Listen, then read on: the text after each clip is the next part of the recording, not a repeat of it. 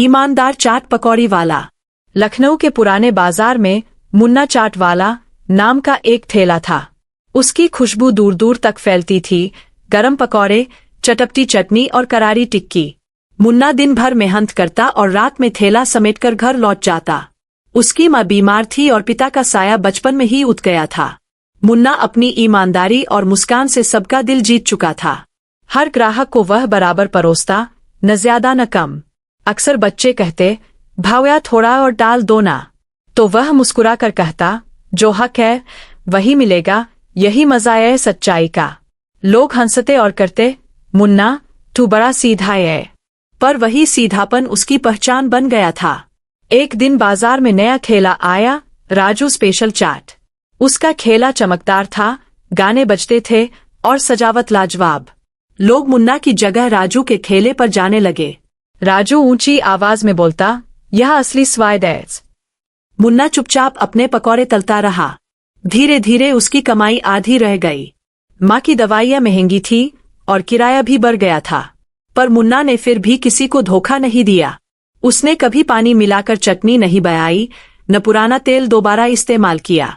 वह खुद से बोला, भरोसा ही मेरी पूंजी है। एक शाम बारिश तेज होने लगी। बाजार खाली हो गया, सब ठेले वाले भाग गए। मुन्ना ने अपने ठेले को ढकने की कोशिश की, तभी देखा राजू का ठेला गिर पड़ा। राजू का सारा सामान कीचड़ में गिर गया था। मुन्ना दौड़कर उसकी मदद करने लगा। राजू हैरान था, तू मेरी मदद क्यों कर रहा है? मुन्ना मुस्कुराया, मदद का रिश्ता दुकानदारी से बड़ा होता है। दोनों ने मिलकर ठेला सीधा किया और कुछ सामान बचा लिया। राजू ने पहली बार उसकी आंखों में सच्चाई देखी। उसने धीरे से कहा, तू सच में ईमानदार है भाई।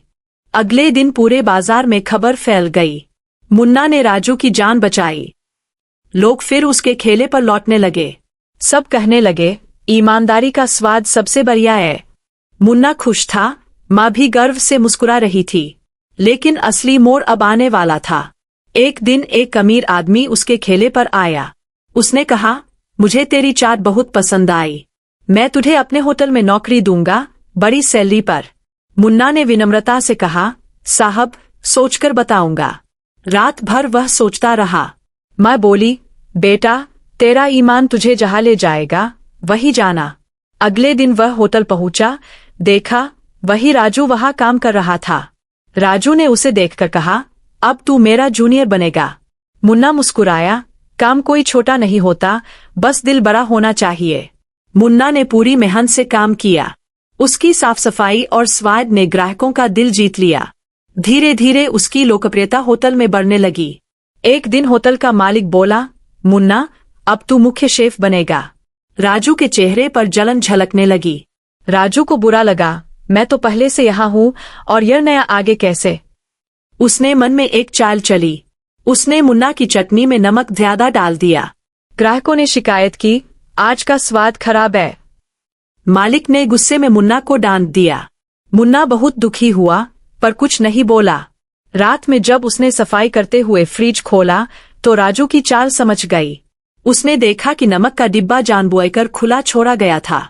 वह चुपचाप सबूत संभाल कर रख लिया। अगले दिन उसने शांति से मालिक को सब बताया। मालिक ने सीसीटीवी देखा, सब साफ था। राजू रंगे हाथों पकड़ा गया। राजू शर्म से झुक गया और बोला, मैं बस चल गया था। मुन्ना ने कहा, तू गलत था, पर मैं तुझसे नफरत नहीं करता।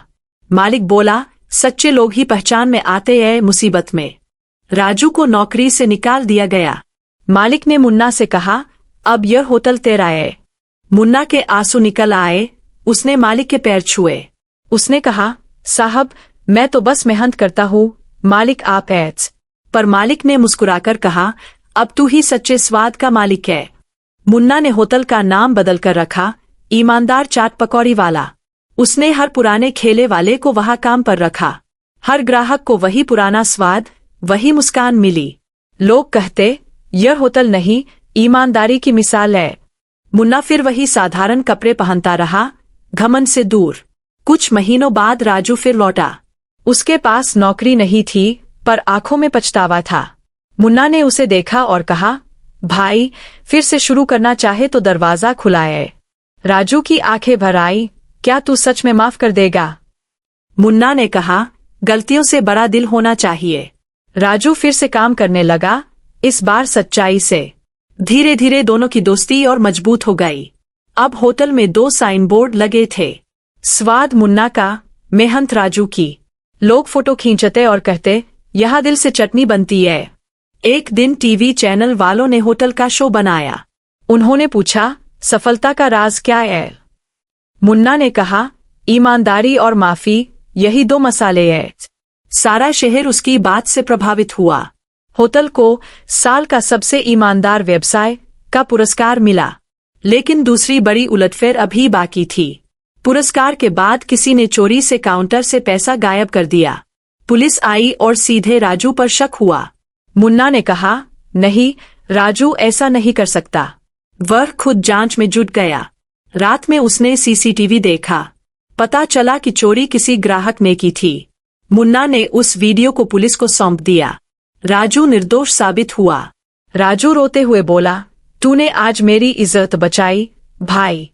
मुन्ना ने कहा, हमने गलतियों से सीखा था, अब भरोसा ही हमारी पूंजी है। दोनों ने मिलकर होटल का विस्तार किया। अब उनके 3 और शाखाएं खुल गईं, लखनऊ, कानपुर और वाराणसी में। हर जगह वही नाम था, ईमानदार चाट पकौड़ी वाला। और हर जगह वही सादगी, वही स्वाद। माँ अब ठीक हो चुकी थी और रोज मंदिर में भगवान का धन्यवाद करती। वह कहती, बेटा, तेरी ईमानदारी ने तेरा भाग्य लिखा। मुन्ना हर शाम ठेले के पास जाकर पुराने दिनों को याद करता। वह अब भी बच्चों को मुफ्त में 1-1 पकौड़ा देता और कहता, सच्चाई का स्वाद चखो बेटा, यही सबसे मीठा है। राजू अब उसकी दुकान का प्रबंधक बन चुका था।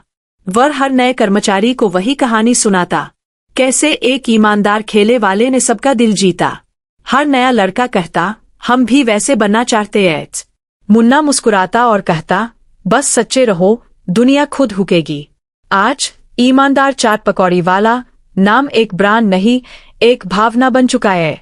जहां भी उसकी शाखा खुलती है, वहां सच्चाई की खुशबू फैल जाती है। लोग कहते हैं, यह सिर्फ चाट नहीं, जिंदगी का स्वाद है। मुन्ना अब भी वही पुरानी टोपी पहनता है, वही हंसी उसके चेहरे पर है और उसकी कहानी हर दिल में गूंजती है। ईमानदारी कभी हारती नहीं।